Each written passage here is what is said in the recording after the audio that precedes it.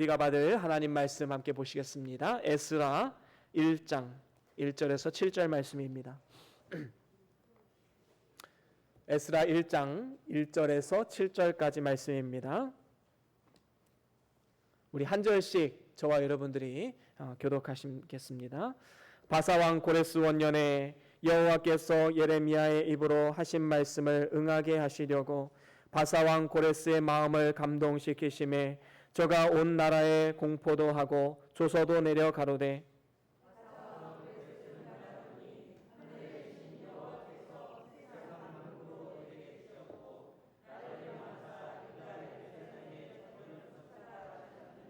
이스라엘의 하나님은 참 신이시라. 너희 중에 무릇 그 백성된 자는 다 유다 예루살렘으로 올라가서 거기 있는 여호와의 전을 건축하라. 너희 하나님이 함께 하시기를 원하노라.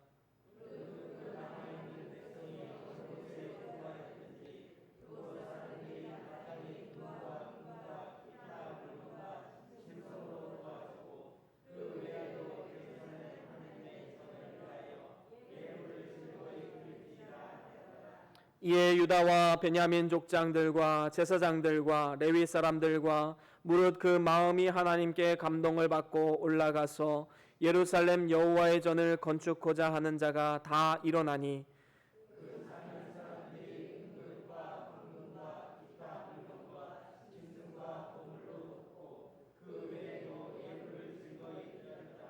고레스 왕이 또 여호와의 전 기명을 꺼내니 옛적에 느부갓네살이 예루살렘에서 옮겨다가 자기 신들의 당에 두었던 것이라. 아멘. 아멘.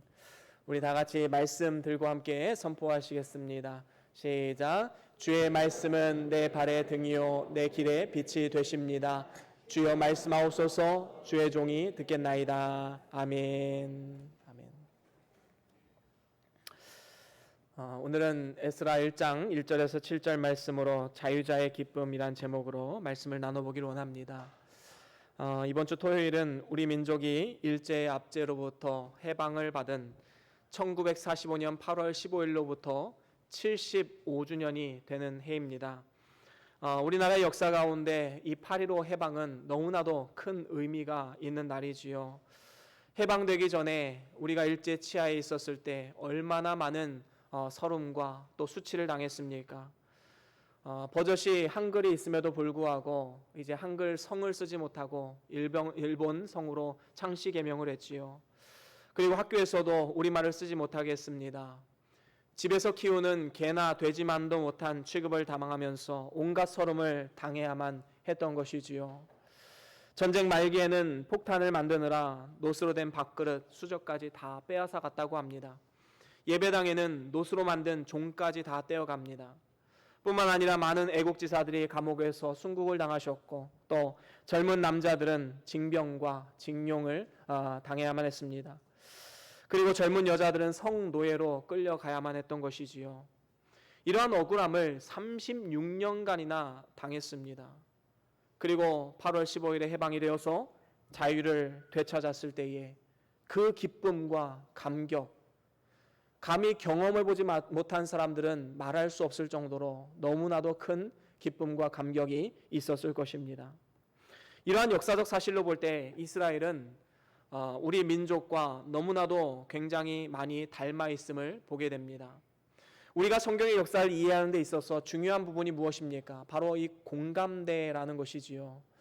그래서 하나님 말씀을 볼 때 이것이 나의 말씀이구나, 이것이 하나님의 음성이구나 라는 것을 깨달을 수 있는 공감대가 굉장히 중요합니다.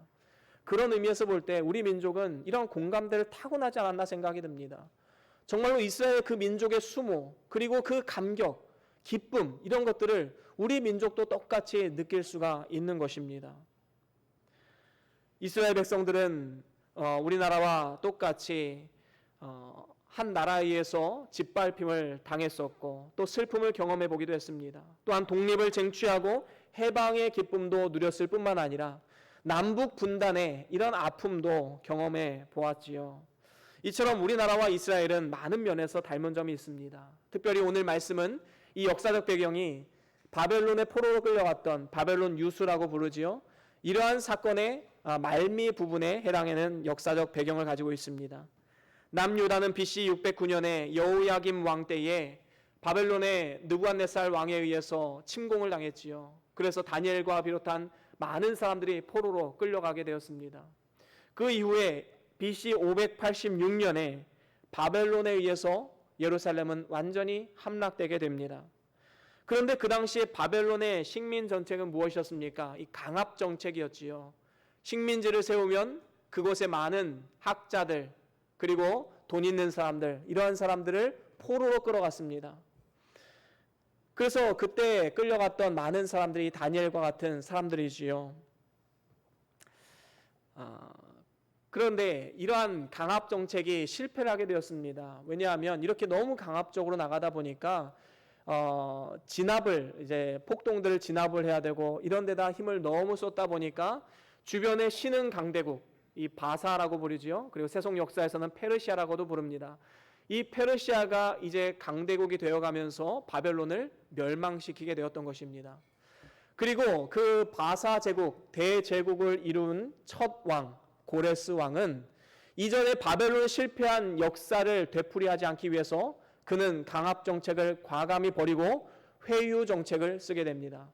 그래서 지금까지 바벨론에 억압을 당했던 모든 민족들, 포로들을 해방시키게 되는 것이지요. 그런데 이러한 모든 과정이 하나님의 뜻과 계획하심 가운데 있었다라는 것을 오늘 성경 말씀은 우리에게 들려주고 있는 것입니다. 그렇습니다. 이렇게 고통과 억울한 슬픔 가운데 포로로 살아가던 이스라엘 백성들이 고레스 왕의 선포로 자유자가 된 것은 실로 하나님의 크신 은혜가 아닐 수 없습니다. 그래서 이러한 자유자의 기쁨을 노래한 성경 구절이 있지요. 시편 126편인데요. 우리 같이 한번 읽어볼까요? 시편 126편 1절과 2절입니다. 다 같이 함께 읽습니다. 시작. 여호와께서 시온의 포로를 돌리실 때에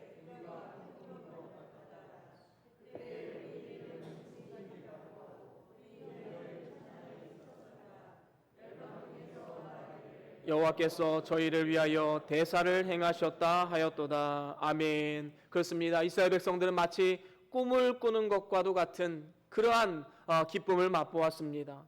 입가에는 웃음이 번집니다. 하나님을 찬양합니다. 영광을 올려드립니다.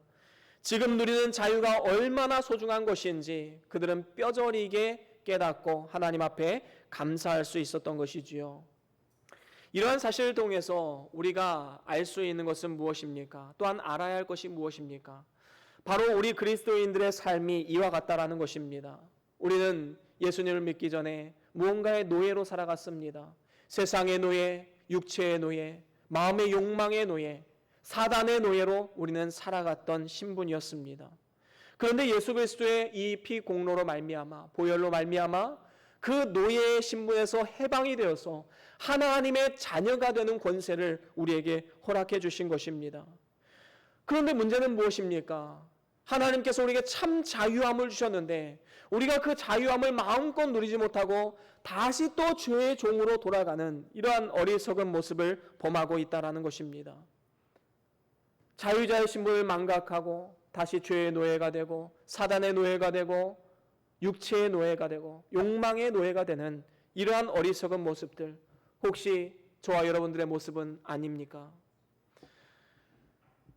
그래서 하나님의 은혜를 누리지 못하고 하나님의 축복을 마음껏 누리지 못하는 이런 어리석은 사람들의 모습이 분명히 있는 것입니다.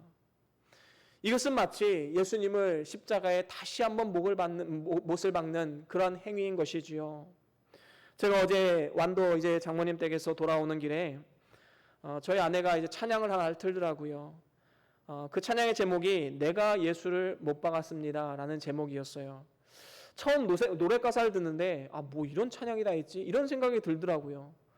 근데 저희 아내가 이 찬양을 되게 좋아해가지고 몇 번을 계속해서 듣더라고요. 그래서 계속 듣다 보니까 자연스럽게 저의 모습을 되돌아보게 되었습니다. 그러면서 이 찬양을 통해서 많은 은혜를 받았어요. 제가 그 찬양 가사를 좀 읽어드릴까요? 제가 한번 읽어보겠습니다. 예수 흠도 죄도 없는 당신이 깊이 감춰둔 내 죄로 인하여 하나님의 어린 양 속죄의 제물이 되어 저주받은 나무에 달리셨네. 내가 예수를 당신을 부인했습니다. 내가 예수를 당신을 못 박았습니다. 당신이 행하신 일 모든 약속을 다 잊고 십자가에 예수를 매달았네. 내가 예수 당신을 부인했습니다. 내가 예수 당신을 못 박았습니다. 저는 이 가사를 쓰신 분이 어떤 분인지는 모르겠습니다. 그런데 정말 그 자신의 어떤 끊지 못하는 죄악된 모습을 바라보면서 정말로 탄식하며 회개하는 마음으로 이 가사를 기록하지 않았을까, 그런 생각을 하게 되었습니다.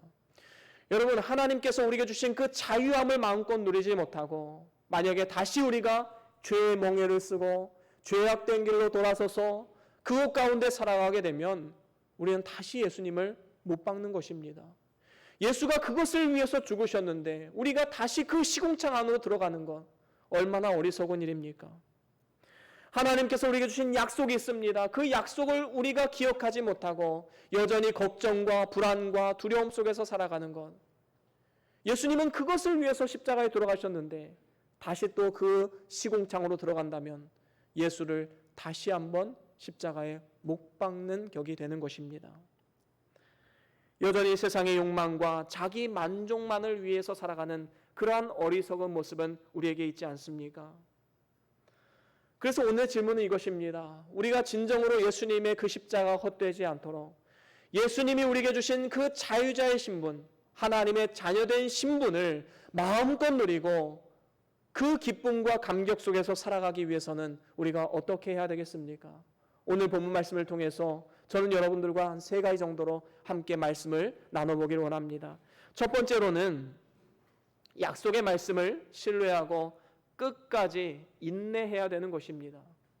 우리가 진정한 하나님 안에서 자유함을 누리고 자유자의 큰 기쁨을 누리려고 한다면 하나님의 약속을 끝까지 믿고 신뢰해야 되는 것입니다. 오늘 본문 말씀 1절에도 보면 이렇게 말씀하고 있습니다. 바사왕 고레스 원년에 여호와께서 예레미야의 입으로 하신 말씀을 응하게 하시려고 라고 말씀하고 있지요. 하나님께서는 이미 예레미야 선지자를 통해서 70년이 지난 다음에 너희들이 예루살렘으로 돌아올 것이다 라고 분명히 약속해 주셨습니다. 예레미야 25장 11절에 이렇게 말씀합니다. 우리 같이 한번 읽어볼까요? 예레미야 25장 11절 12절 함께 읽어보겠습니다. 시작.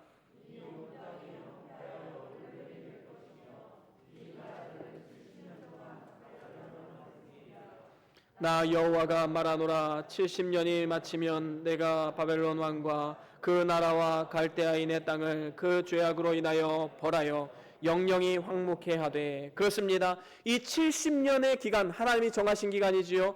이 70년이 끝나면 이제는 바벨론을 황무케 하고 그 나라를 멸망시키겠다라고 약속해 주신 것입니다. 이 말씀이 하나님의 뜻 안에서 성취가 된 것이 바로 오늘 말씀이지요. 그리고 29장 10절에도 이렇게 말씀합니다. 예레미야 29장 10절 시작. 나 여호와가 이같이 말하노라. 바벨론에서 70년이 차면 내가 너희를 권고하고 나의 선한 말을 너희에게 실행하여 너희를 이곳으로 돌아오게 하리라. 아멘. 그렇습니다. 바로 이 약속의 말씀을 신뢰하고 믿은 사람들은 소망 가운데서도 이 바벨론 유수 생활, 포로 생활을 믿음으로 잘 견뎌내었을 것입니다. 그렇습니다. 하나님께서는 이미 창세 이전부터 하나님의 계획하심 가운데 모든 일을 계획하셨을 뿐만 아니라 어제나 오늘이나 내일이나 언제나 그의 뜻대로 모든 일들을 이루어 나가시는 분임을 반드시 기억해야 할 것입니다. 그래서 1절 말씀의 핵심이 무엇입니까? 바로 이스라엘 백성들이 바사왕 고레스의 포로 해방 명령에 의해서 자유의 기쁨을 누리는 것처럼 보여지지만 사실은 그 고레스의 마음을 감동시키신 분이 하나님이시다라는 것을 분명히 말씀하고 있는 것입니다. 사람이 하는 일이 아니라 하나님이 그 마음을 감동시키셨다라고 말씀하는 것입니다. 하나님께서는 하나님 나라에 관련된 일만 하시는 분이 아니라 하나님께서는 모든 세속 역사에도 관여하시고 하나님의 자녀들이 믿음으로 살 수 있도록 그리고 하나님 나라가 확장될 수 있도록 지금도 계속해서 그의 뜻하신 바를 이루어가고 계심을 분명히 기억해야 되는 것입니다. 특별히 하나님께서는 이 고통의 기간을 정해 놓으셨습니다. 그때가 되자 회복시키신 것이지요. 우리가 생각하기에는 이 고통을 당해야 하는 이 기간이 너무나도 오랜 기간 아닌가. 우리가 한 세대를 살아가는 것이 7, 80년, 길게는 100년으로 보는데 70년의 시간은 너무나도 가혹한 것이 아닌가, 이런 생각을 할 수도 있을 것입니다. 하지만 중요한 것은 무엇입니까? 그 기간이 길든 짧든 모든 것은 하나님의 뜻과 계획하심 가운데 이루어진다는 사실입니다. 하나님께서는 우리에게 영적인 발전을 위해서 반드시 환난이라는 것을 주시는데, 그 환난의 기간은 우리가 알 수 없지만 분명한 것은 무엇입니까? 그 환난의 목적이 끝나면, 다시 말하면 우리가 영적인 유익을 받는 것이 다 끝나게 되면 그 환난은 반드시 거두어 가신다라는 사실입니다. 오늘 말씀에도 이 70년의 기간, 하나님 안에서 약속을 믿고 끝까지 견뎌냈기 때문에 이 해방의 기쁨도 맞이할 수가 있었던 것입니다. 그렇기 때문에 우리는 환난을 끝내실 수 있는 전지전능하신 그 하나님을 바라보고 우리는 최후 승리의 그날까지 끝까지 참고 인내해야 마땅한 것입니다. 성경의 역사를 통해서 한번 보십시오. 아브라함은 하나님께서 아들을 주시겠다, 너의 후손을 통해서 하늘의 별과 같이 바닷가의 모래알 같이 많게 해주겠다, 이 약속을 받은 지 25년이 지나서야 이삭을 선물로 받게 되었습니다.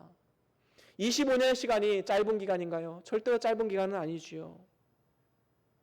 아브라함은 또 약속을 받은 것이 있습니다. 그는 그 대에 받은 것은 아니지요. 그가 이제 가나안 땅에서 아브라함의 후손이 이제 애굽 땅으로 갔다가 4대 만에 다시 이 땅으로 돌아올 것이다라는 약속을 받았습니다. 그 약속을 이해할 수는 없었지요. 하지만 우리 성경의 역사를 통해서 알 수 있습니다. 이스라엘 백성들이 400년 동안 애굽으로 가서 종살이를 하다가 모세를 통해서 그 땅에서 구원받아서 다시 가나안 땅으로 돌아온 이 역사적 사건을 통해서 성취되었음을 우리가 분명히 알 수 있는 것입니다. 400년의 기간, 하나님의 약속하신 기간이지요. 여러분, 하나님께서 우리 인류에게 주신 약속이 있었습니다. 그것은 바로 인류의 타락, 아담이 타락했을 때 곧바로 주신 약속이지요. 사단을 향해서 명합니다. 여자의 후손을 통해서 너의 머리가 상하게 될 것이다. 이 약속의 말씀 이후로 여자의 후손이신 예수 그리스도께서 이 땅에 오시기까지 4000년의 시간이 걸렸습니다. 얼마나 긴 시간입니까? 여러분, 오늘날 하나님 우리에게 약속을 주셨지요. 너희들이 본 그대로 내가 다시 오겠다. 제자들에게 약속해 주셨습니다. 그 약속이 지금 2000년 동안 성취되지 않고 있습니다. 과연 이 시간이 긴 시간일까요? 예수님께서 이 땅에 오시기까지 4000년이 걸리셨고, 또 우리는 2000년 동안 예수님의 재림을 바라보고 기대하면서 소망 가운데 살아가고 있습니다. 여러분, 이러한 역사들을 볼 때에 하나님 편에서는 100년, 200년, 1000년, 2000년 이런 것은 큰 의미가 없다라는 것입니다. 그 약속을 믿고 살아가는 사람인가 아닌가, 그것을 보는 것이지요. 구약의 성도들은 장차 오실 예수님 메시아 그리스도를 소망하고 바라보는 자들이 구원을 받았습니다. 신약 시대에는 이미 오신 예수님께서 다시 오실 것이라는 이 사실을 믿음으로 살아가는 사람들, 이 사람들이 구원을 받게 되는 것이지요. 여러분, 하나님께서는 천년을 하루같이 쓰시고 또 하루를 천년처럼 나눠서 쓰실 수 있는 시간을 초월해서 계신 분이십니다. 그렇기 때문에 1000년 동안 이루어지지 않았다, 2000년 동안 이루어지지 않았는데 이게 과연 재림이 이루어질 것인가, 이런 불경건한 말은 우리가 해서는 안 되는 것이지요.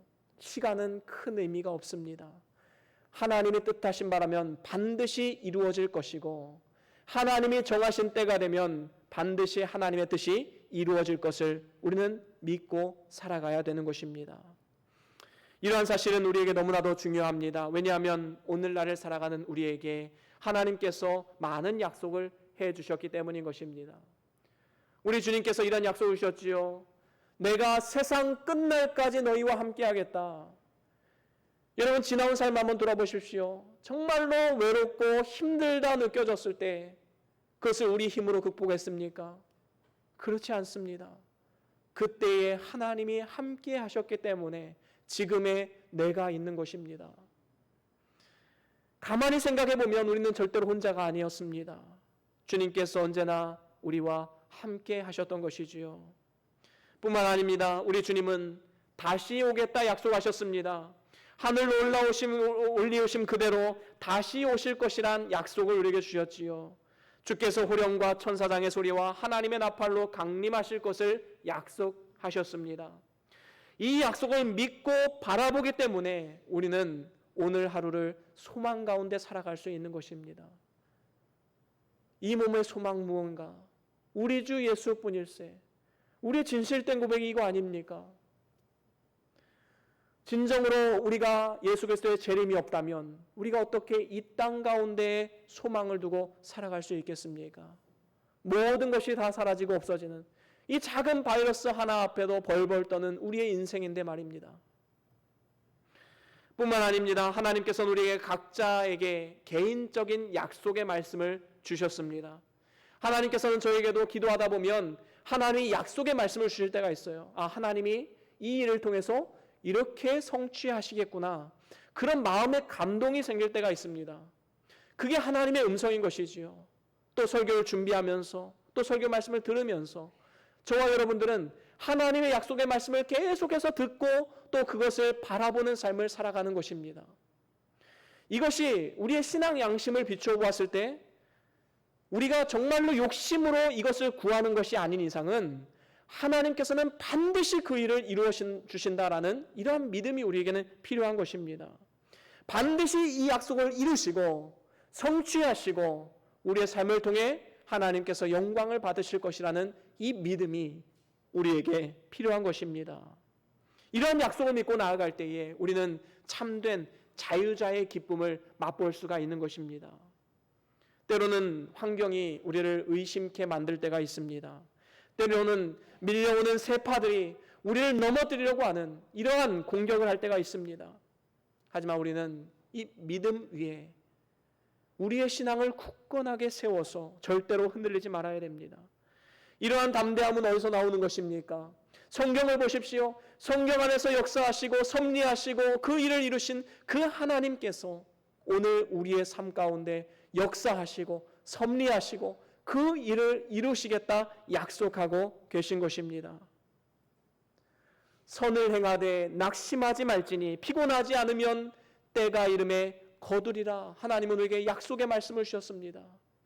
여러분 절대로 넘어지거나 흔들리지 않고 그 자리에서 묵묵히 하나님의 약속의 말씀을 믿고 의지하면 하나님은 반드시 열매를 맺게 하신다 약속해 주셨습니다. 오늘 이 시간 저와 여러분들이 이 하나님의 약속의 말씀을 붙잡고 인내하면서 기다림을 통해서 놀라운 하나님의 역사하심을 경험하고 하나님의 일하심을 날마다 경험하는 축복의 삶이 다 될 수 있기를 주의 이름으로 간절히 축원합니다. 그런가 하면 두 번째로는 심겨진 곳에서 자신에게 맡겨진 사명을 잘 감당해야 됩니다. 하나님은 우리 각자에게 다른 달란트를 주셨고 또 다른 사명을 주셨습니다. 물론 이 공통된 큰 사명은 한 가지입니다. 하지만 각자에게 다른 달란트를 주셨다라는 것이지요. 거기에 맞게끔 우리가 순종하며 나아갈 때에 우리는 참 자유자의 기쁨을 누릴 수가 있는 것입니다. 여러분 어떠한 물건이든지 그 물건이 제대로 쓰임 받을 때 그 물건의 목적과 이유대로 그대로 그 목적에 맞게끔 쓰임 받을 때 진정한 기쁨이 있는 것이지요. 세상 물건도 그렇지 않습니까? 운동할 때 쓰라고 운동기구를 구입을 합니다. 아주 막 열정을 가지고 거금을 들여서 구입을 하지요. 그럼 어떻습니까? 시간이 지나면 처음엔 열심히 합니다. 뭐 러닝머신도 하고 뭐 턱걸이도 하고 열심히 합니다. 시간이 지나면 어떻게 돼요? 게을러집니다.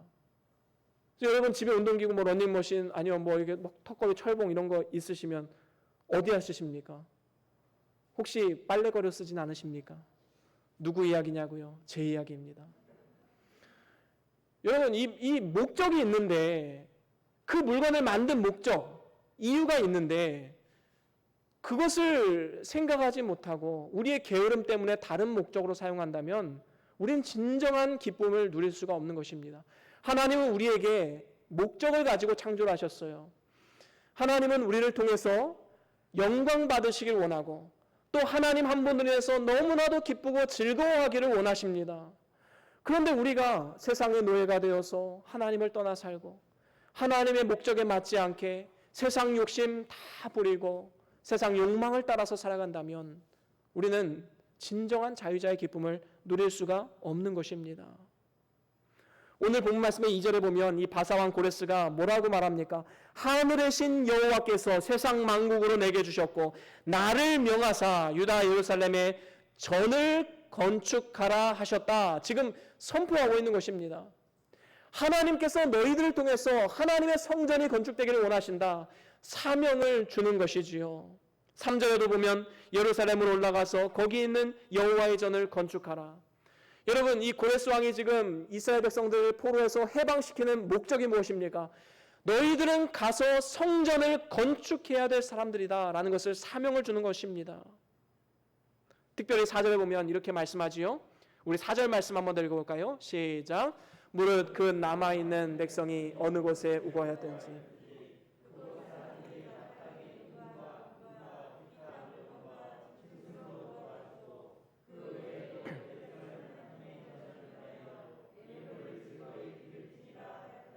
그렇습니다. 그 당시에 이 포로의 신분에서 해방되어서 예루살렘으로 귀환되었던 많은 이스라엘 백성들이 있었는데 이들이 꽤 많은 숫자가 있었습니다. 그렇기 때문에 100년에 걸쳐서 3차에 걸쳐서 이제 귀환을 하게 되죠. 1차 귀환, 2차 귀환, 3차 귀환에서 많은 수의 이스라엘 백성들이 이제 민족의 대이동을 하게 되는 것입니다. 그런데 이러한 과정 가운데 남아 있었던 자들도 있었다라는 것이지요. 그러면 가는 사람들만 성전을 건축하는 사명이 있고 남아있는 자는 그 사명에 동참할 것이 없느냐? 그게 아니라는 거예요. 4절에 보면 무릇 그 남아있는 백성들도 어떻게 하는가? 그곳 사람들이 마땅히 은과 금과 기타 물건들과 짐승으로 도와줘야 된다라고 사명을 불어넣어 주는 것입니다. 그렇습니다. 지금 바사왕 고레스를 통해서 주시는 하나님의 말씀은 그 핵심이 무엇입니까?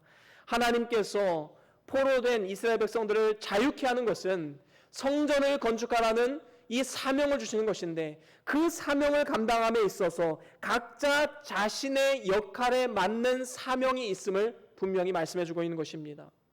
모두가 다 머리 역할을 감당할 수 없고 모두가 다 손의 역할을 감당할 수 없고 모두가 다 발의 역할을 감당할 수는 없습니다. 누군가가 머리가 된다면 누군가는 손이 되어야 하고 누군가는 발의 역할을 감당해야 되는 것입니다. 이것이 바로 하나님 나라의 사역의 원리이지요. 교회에서 해외 선교를 할 때에 성도들 중에 전부를 다 해외로 이곳저곳 다 파송하면은 이곳에서 누가 물질로 후원하고 누가 기도로서 후원할 수 있겠습니까? 가는 선교사가 있다면 보내는 선교사도 있는 것입니다. 누가 더 상급이 크냐고요? 그거는 하나님만 아시지요. 우리는 그것에 초점을 두는 것이 아니라 하나님이 나에게 주시는 그 사명에 내가 충성을 다하고 있는가, 이것을 우리는 바라봐야 되는 것입니다. 우리가 잘 아는 말씀 전도서 4장 12절 말씀이 있지요. 우리 같이 한번 읽어볼까요? 전도서 4장 12절입니다. 함께 읽습니다. 시작. 한 사람이면 패하겠거니와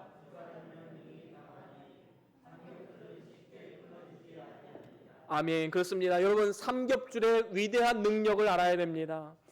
삼겹줄, 한 사람은 패하겠거니와 두 사람은 맞설 수 있나니 삼겹줄은 절대로 끊어지지 않는다. 하나님께서 모든 일을 합력하여서 함께 이 일을 이루어 나가기를 원하시는 것입니다.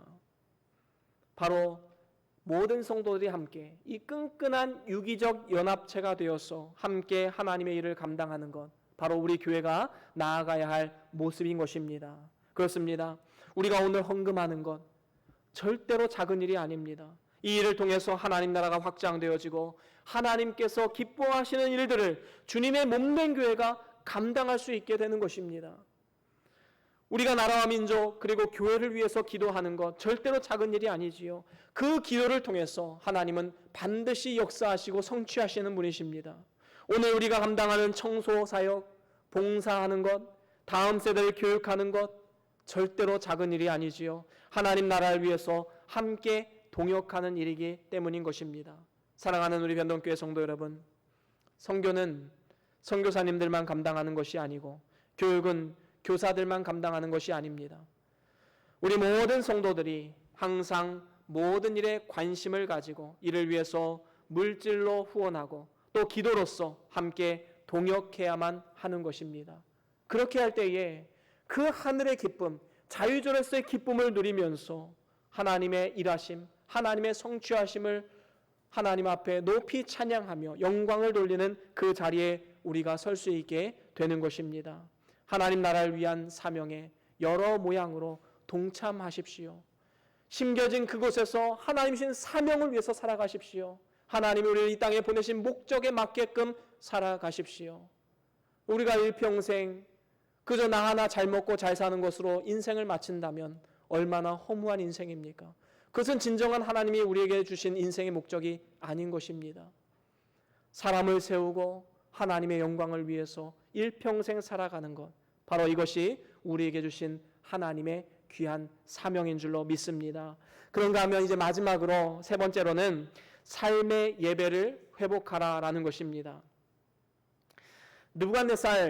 바벨론의 느부갓네살 왕이 BC 586년에 예루살렘을 함락시킬 때에 그는 하나님의 성전을 회파하면서 가지고 왔던 것이 있습니다. 그 성전 안에 있던 모든 기명들은 이제 그릇들을 말하는 것이지요. 제사 도구입니다. 이런 것들을 다 가지고 왔습니다. 그래서 마치 이제 자기가 섬기는 그 신당에 모셔놓으면서 나에게 승리 주신 그 신에게 전리품으로 바치듯이 이렇게 그 그릇들을 거기다 모셔다 두었던 것입니다. 이렇게 성전과 성전의 기명을 모두 빼앗김으로 인해서 이스라엘 공동체 가운데 잃어버렸던 것이 있습니다. 그것은 바로 예배이지요. 그런데 오늘 본문 말씀 7절에 뭐라고 말씀합니까? 이제 고레스 왕이 예루살렘 이스라엘 백성들을 이제 해방시키면서 여호와의 전을 건축하라 사명을 주시고 그 다음에 어떻게 합니까? 우리 7절 말씀 같이 한번 더 읽어볼까요? 시작. 고레스 왕이 또 여호와의 전 기명을 꺼내니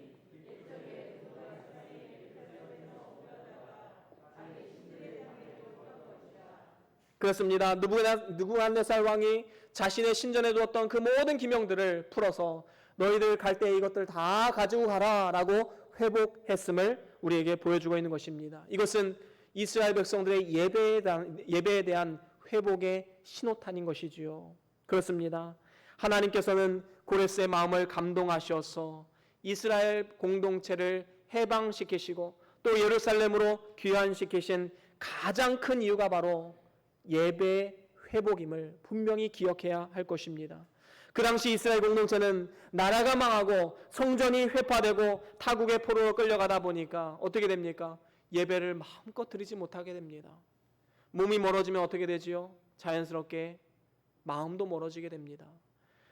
하나님을 향한 그 마음들이 점점 더 사그라들었을 것입니다. 이런 안타까운 상황 가운데 하나님께서는 성전을 재건시키시고 예배를 위한 모든 기명들을 회복시키는 이러한 일들을 통해서 예배를 회복시키고자 하셨던 것입니다. 오늘날 우리의 삶도 마찬가지입니다. 코로나19 바이러스 사태로 인해서 우리는 많은 것을 잃어버렸습니다. 하나님을 마음껏 예배하지 못하고 성도 간의 사랑의 교제를 잃어버렸고 또 귀한 섬김을 감당하지 못하고 있습니다. 너무나도 안타까운 현실이지요. 특별히 이 중에서 가장 우리의 마음을 아프게 하는 것은 바로 이 예배의 소중함을 잃어버린 것이 아닐까라는 생각을 해보게 됩니다. 사단이 우리를 향해서 가장 크게 노리는 것이 무엇일까요? 바로 예배의 삶을 무너뜨리는 것입니다.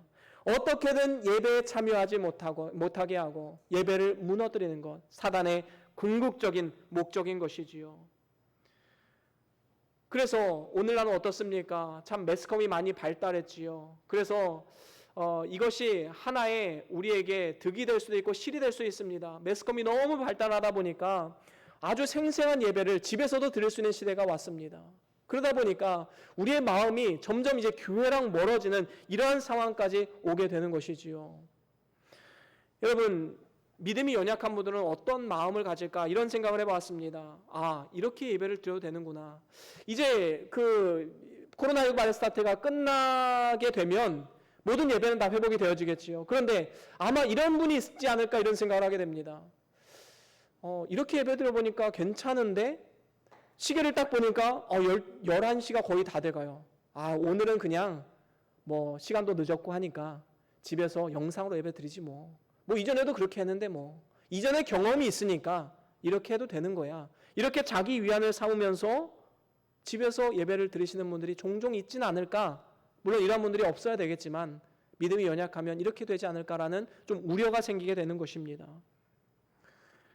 과연 이러한 예배를 하나님께서 기쁘게 받으시겠습니까? 물론 몸이 아프다든지 아니면 어떠한 피할 수 없는 환경적인 요인으로 인해서 가정에서 예배 드리는 것 물론 어쩔 수 없는 것입니다. 당연히 그렇게 해야 되지요. 그런데 여러분 이런 분들의 마음을 한번 봅시다. 정말로 육신이 건강하지 못해서 가정에서 예배를 드린다고 생각해 보십시오. 여러분 그분들 마음이 어떻겠습니까? 내가 하나님 앞에 나가서 교회 가서 내가 예배를 드려야 되는데 너무 안타까운 마음이 있지 않겠습니까? 내가 빨리 회복해서 하나님 앞에 나아가 예배 드려야지.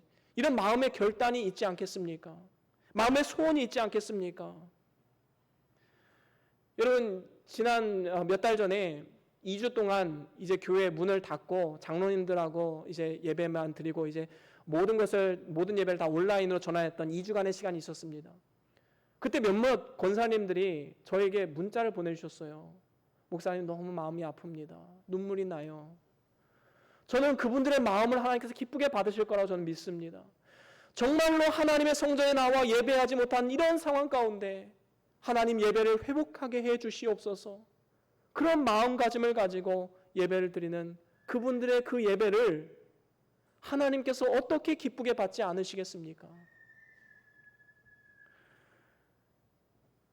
만약에 어떤 사람이 그저 편의를 위해서만 영상으로 예배한다면 그 예배를 하나님께서는 절대로 기쁘게 받지 않으실 것입니다.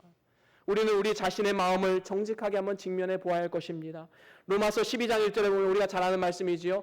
잘 알지만 우리가 잘 실행하지 못하는 말씀입니다. 우리 같이 한번 읽어볼까요? 로마서 12장 1절 함께 읽어보겠습니다. 시작. 그러므로 형제들아 내가 하나님의 모든 자비하심으로 너희를 권하노니